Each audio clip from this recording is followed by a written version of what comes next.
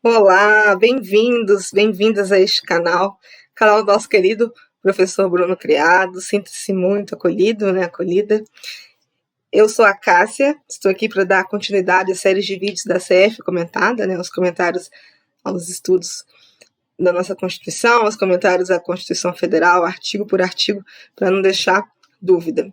Antes da gente iniciar, eu gostaria de te convidar se inscreva nesse canal, te convidar a se inscrever nesse canal, a seguir o professor Bruno Criado nas suas redes sociais, para que toda vez que tiver um vídeo novo, um novo conteúdo, você seja notificado de primeira e não perca tempo, beleza? Então se inscreve aí. Sem mais delongas, vamos ao nosso assunto, Nós vamos fazer os comentários ao inciso 37 do artigo 5º, ainda o artigo 5º, o longo artigo 5º, mas também muito querido, muito gostoso de se estudar. Vamos lá, a sua redação. Inciso 37. Não haverá juízo ou tribunal de exceção. O que diz isso, O que será isso? Não haverá juízo ou tribunal de exceção. Olhando sua redação, parece complicado, mas a gente vai ver que não é, não. Esse inciso 37 está correlacionado ao princípio do juiz natural. Esse princípio do juiz natural é o quê? Ele é um princípio que determina que os juízes designados para julgar um processo, eles devem ter a competência para fazer aquilo, a competência específica para julgar o processo. Então, é por isso que a nossa Constituição, por meio desse inciso 37, impossibilita, veda a criação de juízos ou tribunais de exceção. E a gente já vai ver por quê. Os juízes ou tribunal de exceção são aqueles que foram criados de forma excepcional, ou seja, fora da regra comum. Eles são criados no momento posterior ao fato que será julgado, com aquele objetivo específico de fazer o julgamento para o fato qual que eles foram criados, o fato pelo qual eles foram criados.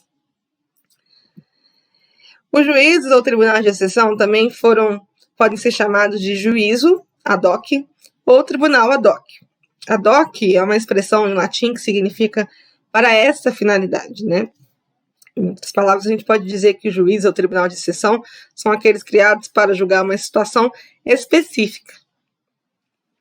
Então, quando você vê aí juiz ad hoc, tribunal ad hoc, você já vai se lembrar que é um tribunal de exceção, é um juízo ou um tribunal criado para uma finalidade específica. O juiz natural, que é esse princípio que a gente está estudando, ele deve ser independente e imparcial. Isso se fundamenta no inciso 53 do artigo 5º, nesse mesmo dispositivo, que diz que ninguém será processado nem sentenciado, senão pela autoridade competente. E a gente vai ver que no tribunal de exceção, no juízo de exceção, a competência não é clara, ela não é definida pela lei. Então, por isso é vedado também por isso, Vamos ver as principais coisas que fazem que o inciso 37 vede a possibilidade de tribunais e juízes de exceção. Uma é porque um tribunal, um juízo de exceção, ele fere a imparcialidade.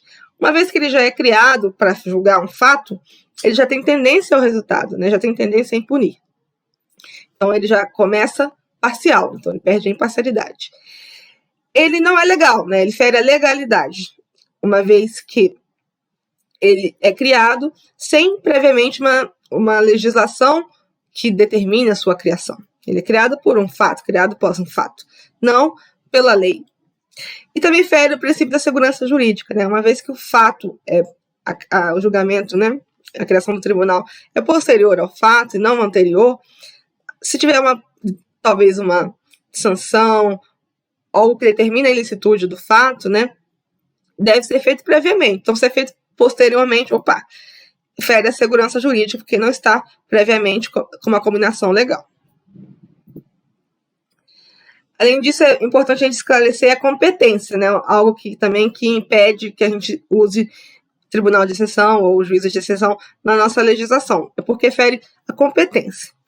Competência é a expressão utilizada para indicar os poderes de atuação, Delimitação da lei para um juiz ou para um tribunal. Sim, o juiz, o tribunal tem a sua delimitação, senão ele seria arbitrário.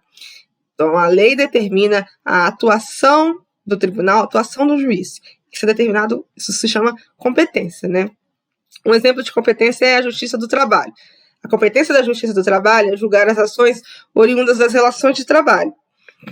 Os seus poderes de julgamento estão relacionados a essas ações, esse tipo de ação. Então, dessa forma, a gente garante que a Justiça do Trabalho esteja dentro da sua competência, ela seja totalmente imparcial, ela seja competente, seja dentro do seu poder de atuação, ela esteja delimitada pela lei. Os poderes, os julgamentos dos juízes e dos tribunais, eles devem estar pré-constituídos na forma determinada pela lei. Isso significa o quê? Que a competência de um juiz ou de um tribunal, ela deve estar previamente estabelecida pela legislação também. Então, além da criação, da existência do juiz, da existência do tribunal, a sua competência também deve estar determinada na legislação, antes, pré-constituído, né? Antes, não depois de um fato. Vamos lá frisar a importância desse princípio, né, do princípio do juiz natural e a maneira que ele funciona na prática. A importância desse direito fundamental, ela está correlacionada a 3 pontos, né? Ela deve cumprir 3 pontos. A fonte, a temporariedade e a competência. A fonte diz o quê? Que só a lei pode criar o juiz ou o tribunal e fixar-lhe a competência. Só a lei, então não um fato. A temporariedade, né? A criação do juiz ou tribunal de exceção e da sua competência deve ser estabelecida por lei anterior ao ato que será julgado, né? Então, aquela coisa do direito penal, que ninguém será punido sem prévia cominação legal, você está lembrando disso? Sem prévia cominação legal. Então, a temporariedade, a criação do juiz ou tribunal e de sua competência deve ser estabelecida por lei anterior ao ato que será julgado. A competência diz o quê? Que a lei, né, anterior ao fato, anteriormente a gente deve determinar a competência do julgamento. Uma lei específica para determinar a competência do julgamento de um tribunal, nunca posterior. Exemplo da doutrina é até um exemplo clássico, né? Por exemplo, se um país determina que se você fumar em locais proibidos para fumantes, né, para fumar, você geralmente é punido com pena de multa. Mas, nesse mesmo país, depois que você fumou num local proibido, você cria-se um tribunal para julgar este fato e te pune com uma pena de detenção. Então, você já vê que é injusto, né? Fere o princípio de um julgamento justo, a garantia de um julgamento justo, porque se cria tanto um tribunal quanto uma pena sem competência e posterior ao fato. Então, já é injusto. A doutrina vai nos dizendo também bastante sobre esse inciso, né? Aqui o professor Eduardo dos Santos, ele cita uma frase de Ehring. O homem vítima de uma justiça venal ou parcial encontra-se violentamente arrojado para as foras do direito. Aqui ele frisa, né, que se um homem tem uma justiça parcial, né, que se não é parcial o seu julgamento, ele não está sendo atingido pelo direito, né, ele não está sendo atingido pela justiça, ele está para fora do direito. Então aqui ele frisa a necessidade de um julgamento imparcial. A imparcialidade do judiciário, né, nesse sentido que a gente está falando aqui, que o professor Eduardo dos Santos disse, e a segurança do povo contra um arbitrário estatal encontra no princípio do juiz natural as suas garantias, né, que é o princípio que a gente está estudando.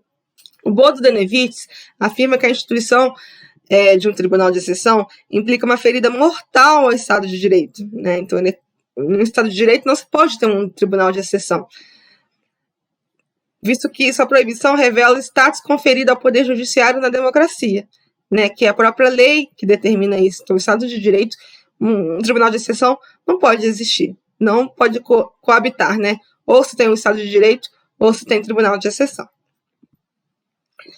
O juiz natural é somente aquele integrado no Poder Judiciário com todas as garantias institucionais e pessoais previstas na Constituição Federal. Isso aí é uma frase do professor e doutrinador Celso de Mello. Assim, ele afirma, né, que somente os juízes e tribunais de exceções, somente os juízes e tribunais e órgãos jurisdicionais previstos na Constituição se identificam ao juiz natural, princípio que se estende ao poder de julgar também previsto em outros órgãos, como o Senado, nos casos de impedimento de agentes do Poder Executivo. Um outro doutrinador nos diz ainda, que é o professor Alexandre de Moraes. O princípio do juiz natural é vetor constitucional consagrador da independência e imparcialidade do órgão julgador, pois, como destacado pelo Tribunal Constitucional Federal Alemão, protege a confiança dos postulantes e da sociedade na imparcialidade e objetividade dos tribunais. Estão vendo que não é só na nossa legislação que se utiliza desse princípio, né? Depois nós vamos aprofundar mais nessa questão. Ainda o professor Alexandre diz: o referido princípio deve ser interpretado em sua plenitude, de forma a proibir-se não só a criação de tribunais ou juízes de exceção, mas também de respeito às regras objetivas de determinação de competência, para que não seja afetada a independência e imparcialidade do órgão julgador. Então, aqui ele frisa que não só no tribunal, juízo de exceção, na vedação de criação, né, mas em todos os tribunais que se frisem a questão da competência, né, que se vede, que se preze, na verdade, se resguarde a competência para que não seja ferida, né, afetada a independência e a imparcialidade do órgão julgador. Vamos ver o contexto histórico, né? Como que isso chegou na nossa legislação e isso ao longo do mundo também, esse princípio do juiz natural. A Magna Carta de 2015, ela limitou os poderes do monarca, né, do rei João da Inglaterra. E ela determinava no capítulo 39 que nenhum homem será detido ou preso, nem privado de seus bens, banido ou exilado, ou de algum modo prejudicado, nem agiremos ou mandaremos agir contra ele, senão mediante um juízo legal de seus pares ou segundo a lei da terra. Aí você percebe que na época já se preocupava com a criação de uma legislação prévia para julgar fatos posteriores a ela. No artigo 17 do título 2, né, agora já na lei francesa, nós diz que, né, determina que a ordem constitucional das jurisdições não pode ser perturbada, nem os jurisdicionados subtraídos de seus juízes naturais, por meio de qualquer comissão, nem mediante outras atribuições ou evocações, salvo nos casos determinados pela lei. Você vê que a lei francesa adotava o princípio do juiz natural, né, na sua competência, sua imparcialidade e na sua legalidade. A Constituição norte-americana também cita, né?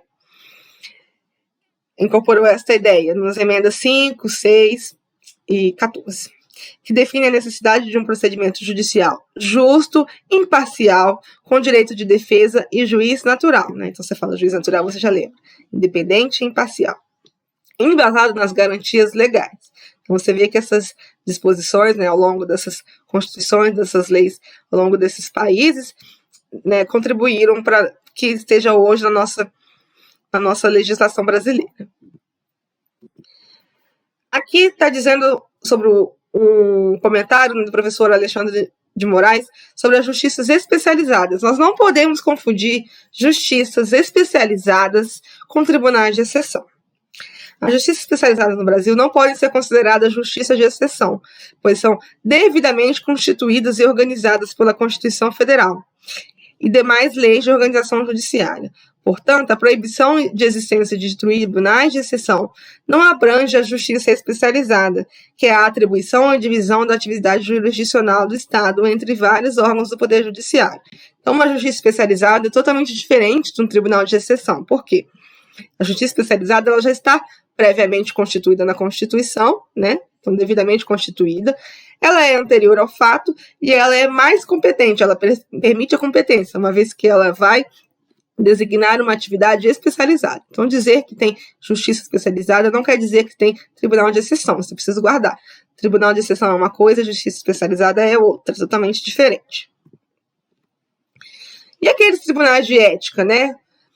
Os tribunais de ética instituídos em determinadas ordens profissionais como a OAB não são tribunais de exceção. Então, se você falar que tribunal de ética é de exceção, não. Ele talvez seja criado, constituído em relação ao fato, mas eles são diferentes dos tribunais de exceções. Por quê? Porque eles constituem-se em organismos disciplinares cujas decisões são sujeitas às leis do país, né? Uma revisão judicial. Então, não é uma coisa livre para arbitrariedades. Ele é criado a posteriori ao fato, mas ele está sujeito a uma legislação prévia. Então, vamos concluir, né? Então, fica evidente que a criação de tribunal de juízo de exceção é um ato, na maior parte das vezes, injusto e antidemocrático, né? Não combina, né? Não pode haver tribunal de juízo de exceção no Estado de Direito. Visto que, como criados com uma finalidade específica, eles acabam por tomar decisões parciais, direcionada à punição dos praticantes dos atos que são analisados por eles, né, que justificam a criação daquele tribunal, daquele juízo. Além disso, diversas nações democráticas adotam esse princípio, como vimos no histórico desse direito. O que revela a importância dessa garantia. Então, fique guardado aí para você o princípio do juízo natural. Eu queria agradecer por assistir mais este vídeo, te convidar para voltar a